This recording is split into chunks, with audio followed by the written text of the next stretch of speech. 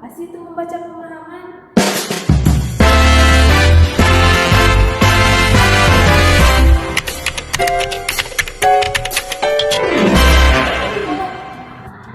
Halo teman-teman, perkenalkan saya Niputu Kiki Setiani dengan NIM 2401414008.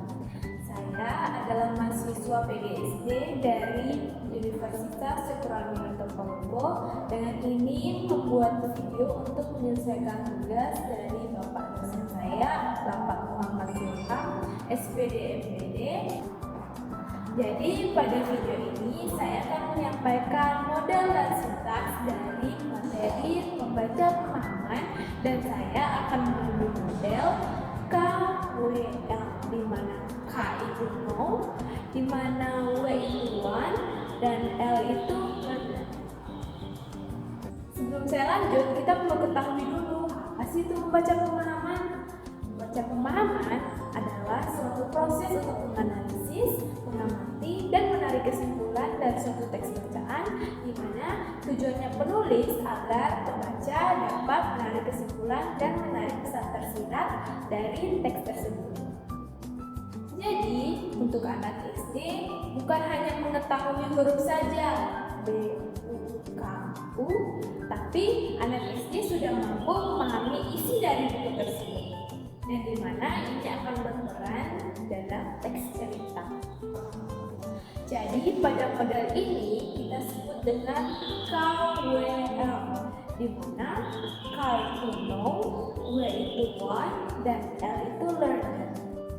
Jadi model ini membantu siswa untuk memproses apa yang diketahui, apa yang mereka ingin ketahui, dan apa yang akan mereka pelajari. Jadi pada model ini akan membantu siswa untuk memproses teks menjadi 3 tahapan.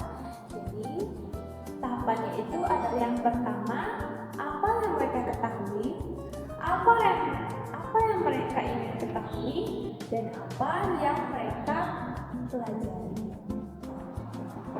Model ini membantu siswa untuk berpikir aktif sebelum, selama, dan sesudah. Seperti yang saya katakan, pada model ini dibagi menjadi 3 set. Kenapa sangat direkomendasikan model KWL? Karena model ini juga mengaitkan teks dengan kehidupan asli siswa. Jadi, jika kita membacakan suatu teks, kita akan membiarkan siswa kita akan membuat dan membantu siswa untuk menganalisis di pikirannya tentang hal yang sudah terjadi di kehidupan mereka. Jadi, guru akan memberikan suatu teks bacaan yang dimana siswa dapat menganalisisnya dengan kehidupannya sehari-hari. Seperti ada satu teks, kemudian mencuci piring. Jadi, secara tidak langsung siswa akan mengaitkan kalimat tersebut dengan kehidupan asli mereka, di mana mereka mencuci piring. Model ini membantu siswa untuk menemukan pesan tersirat dari teks bacaan tersebut. Jadi, tidak perlu kita menjelaskan apa pesan moral dari cerita tersebut, tapi siswa sudah bisa menemukan pesan moral tersebut. Seperti cerita Malin Kundang, pada ceritanya sudah dijelaskan bahwa Malin Kundang adalah anak yang durhaka. Tanpa kita menjelaskan pun, siswa sudah mengetahui pesan moral dari teks tersebut, yang dimana kita tidak boleh menjadi anak yang durhaka. Kita tidak bisa mencontoh Malin Kundang. Jadi untuk penerapannya, kita sebagai guru bisa membuka kelas, memberi sapaan, dan kita akan menjelaskan dulu tentang pelajaran hari ini.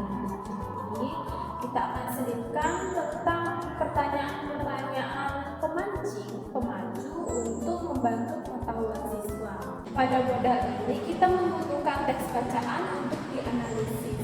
Jadi untuk step pertama, kita akan memancing pemahaman siswa dengan kita menjelaskan bahwa teks bacaan akan kita baca dengan genre seperti ini. Contohnya saya ambil genre bersegi.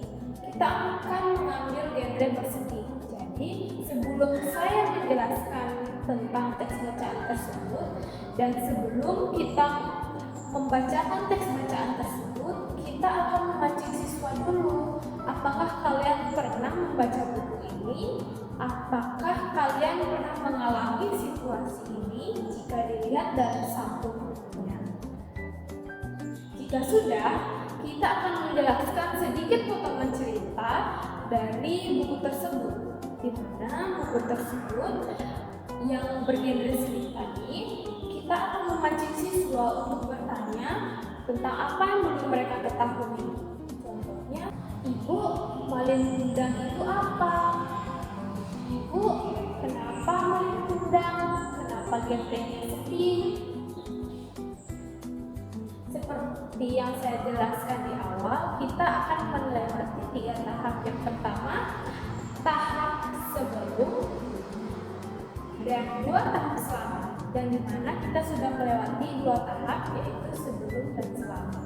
Selanjutnya adalah tahap terakhir, yaitu sesudah. Jadi, sebelum metode sesudah, saya akan menjelaskan dan menceritakan tentang buku Malin Kundang tersebut. Jadi, pada saat ini kita sudah bisa melangkah ke langkah sesudah, yaitu learning. Nah, pada tahap terakhir ini kita sudah bisa melempar pertanyaan kepada siswa. Apa pesan moral yang kalian dapatkan dari cerita tersebut? Dan kita akan membiarkan siswa untuk menjawab dan berpikir aktif sesuai variasi jawabannya sendiri.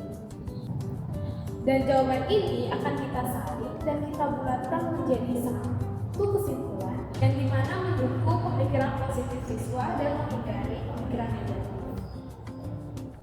Dan untuk yang terakhir, tahap sesudah ini kita juga bisa membuat siswa untuk menulis di bukunya, dimana seperti yang saya lontarkan pertanyaan tadi, apa pesan moral yang siswa dapatkan, dan kita akan membiarkan siswa untuk menulisnya di satu kertas dan dikumpulkan kepada pendidik.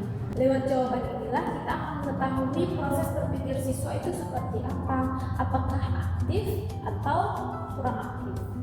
Menurut saya, model KWL ini sangat berpengaruh untuk pemikiran siswa di pembelajaran membaca pengalaman. Terutama kita akan menggunakan peran bercerita di sini. Jadi kita akan menggali dari pemikiran siswa, kita akan menggali dari pemahaman siswa di lingkungan sekitarnya, dari kehidupan nyata siswa, memahami bagaimana siswa menggali pesan tersirat. Jadi dari situ kita secara tidak langsung juga akan mengajarkan mengenai moral siswa dan pemikiran aktif siswa. Baik, selesai juga video penjelasan mengenai membaca pemahaman dengan model KWL.